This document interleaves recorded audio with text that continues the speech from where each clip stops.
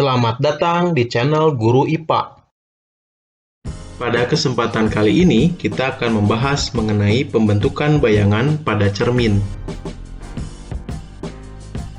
Pembentukan bayangan pada cermin datar. Jika seberkas cahaya mengenai cermin datar, maka cahaya tersebut dipantulkan secara teratur. Peristiwa pemantulan cahaya pada cermin datar menyebabkan pembentukan bayangan benda oleh cermin. Pada saat menentukan bayangan pada cermin datar melalui diagram sinar, titik bayangan adalah titik potong berkas sinar-sinar pantul. Bayangan bersifat nyata apabila titik potongnya diperoleh dari perpotongan sinar-sinar pantul yang konvergen atau mengumpul.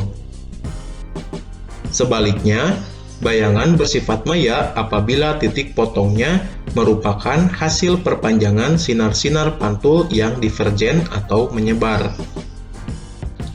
S adalah jarak benda terhadap cermin, dan S aksen adalah jarak bayangan terhadap cermin. Bayangan pada cermin datar bersifat maya. Titik bayangan dihasilkan dari perpotongan sinar-sinar pantul yang digambarkan oleh garis putus-putus. Pembentukan bayangan pada cermin lengkung. Cermin lengkung adalah cermin yang permukaannya melengkung. Cermin cekung dan cembung, irisan permukaannya berbentuk bola. Cermin yang irisan permukaan bola bagian mengkilapnya terdapat di dalam disebut cermin cekung. Sedangkan cermin yang irisan permukaan bola bagian mengkilapnya terdapat di luar disebut cermin cembung. Perhatikanlah unsur-unsur pada cermin cekung dan cembung pada gambar berikut. Bagian M adalah titik pusat kelengkungan cermin, yaitu titik pusat bola. Titik tengah cermin adalah O. Sumbu utama yaitu OM. Garis yang menghubungkan titik M dan O. Sudut POM adalah sudut buka cermin jika titik P dan M adalah ujung-ujung cermin. Berdasarkan gambar tersebut, maka kita dapat menentukan unsur-unsur cermin lengkung, yaitu sebagai berikut. Pusat kelengkungan cermin merupakan titik di pusat bola yang diiris menjadi cermin. Pusat kelengkungan cermin biasanya disimbolkan dengan huruf M besar. Vertex merupakan titik di permukaan cermin di mana sumbu utama bertemu dengan cermin dan disimbolkan dengan huruf besar O. Titik api adalah titik bertemunya sinar-sinar pantul yang datangnya sejajar dengan sumbu utama, terletak antara vertex dan pusat, dan disimbolkan dengan huruf F besar. Jari-jari kelengkungan cermin adalah jarak dari vertex ke pusat kelengkungan cermin. Jari-jari kelengkungan cermin biasanya disimbolkan dengan huruf R besar. Jarak fokus cermin adalah jarak dari vertex ke titik api dan disimbolkan dengan huruf F kecil. Cermin cekung. Hukum pemantulan yang menyatakan besar sudut datang sama dengan sudut pantul berlaku pula untuk cermin cekung. Pada cermin cekung, garis normal adalah garis yang menghubungkan titik pusat lengkung cermin M besar dengan titik jatuhnya sinar. Garis normal pada cermin lengkung berubah-ubah, bergantung pada titik jatuh sinar. Misalnya, jika sinar datang dari K mengenai cermin cekung di B, maka garis normalnya adalah garis MB, dan sudut datangnya adalah sudut KBM atau sama dengan alfa. Sesuai hukum pemantulan, maka sudut pantulnya adalah sudut MBC, sama dengan alfa, dan sinar pantulnya adalah sinar BC. Sinar datang dari K mengenai cermin cekung di D, maka garis normalnya adalah garis MD. dan sudut datangnya adalah sudut KDM sama dengan beta. Sesuai hukum pemantulan, maka sudut pantulnya adalah sudut MDC sama dengan beta. Sedangkan sinar pantulnya adalah sinar DC. Hal yang sama berlaku juga pada cermin cembung. Sinar-sinar istimewa pada cermin cekung.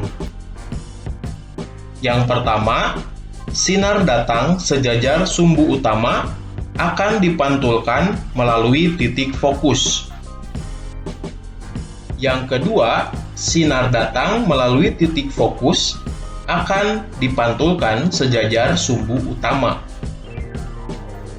Dan yang ketiga, sinar datang melalui titik pusat kelengkungan cermin akan dipantulkan melalui titik pusat kelengkungan cermin pula. Pembentukan bayangan oleh cermin cekung. Jika benda berada pada jarak lebih dari R, maka bayangan yang terbentuk bersifat nyata, terbalik, dan diperkecil. Jika benda di titik fokus F, maka tidak terbentuk bayangan atau bayangan terletak di tempat yang jauh tak terhingga. Jika benda di antara cermin dan F, maka bayangan yang terbentuk bersifat maya, tegak, dan diperbesar. Agar lebih mudah memahami letak benda dan letak bayangan, kita dapat memahami pembagian nomor ruang pada cermin lengkung atau dalil esbah.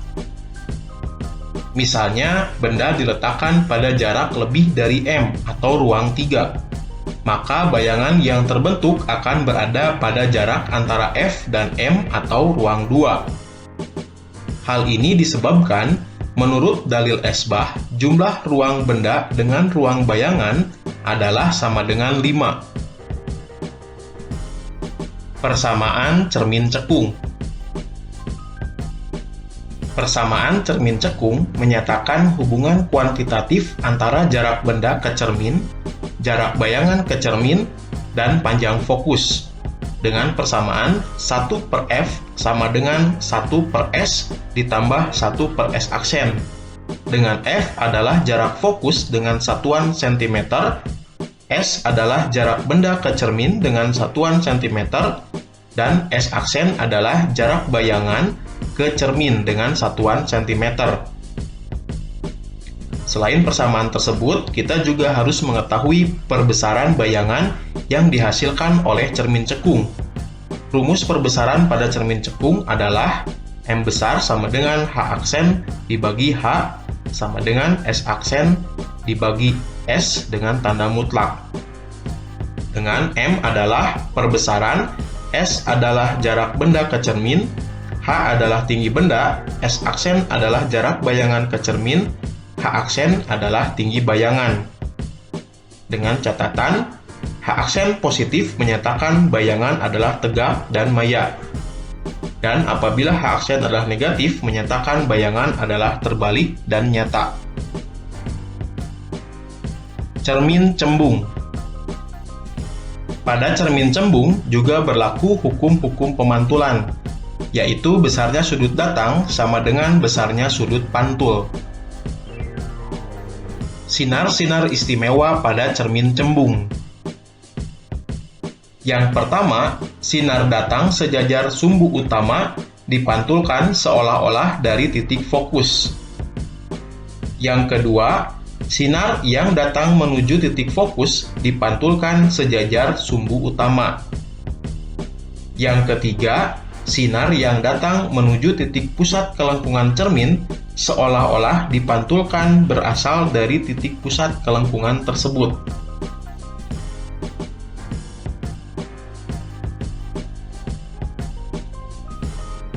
Jika benda diletakkan di depan cermin cembung, maka bayangan yang terbentuk akan bersifat maya, tegak, dan diperkecil. Persamaan cermin cembung. Rumus-rumus yang berlaku untuk cermin cekung juga berlaku untuk cermin cembung. Namun, ada hal yang perlu diperhatikan, yaitu titik fokus F dan titik pusat kelengkungan cermin M untuk cermin cembung terletak di belakang cermin. Oleh karena itu, dalam menggunakan persamaan cermin cembung, jarak fokus F dan jari-jari cermin R selalu dimasukkan bertanda negatif. Dengan catatan bahwa dalam cermin cembung, harga F dan R bernilai negatif. Terima kasih sudah menonton video ini. Jangan lupa untuk mendukung channel ini dengan menekan tombol subscribe.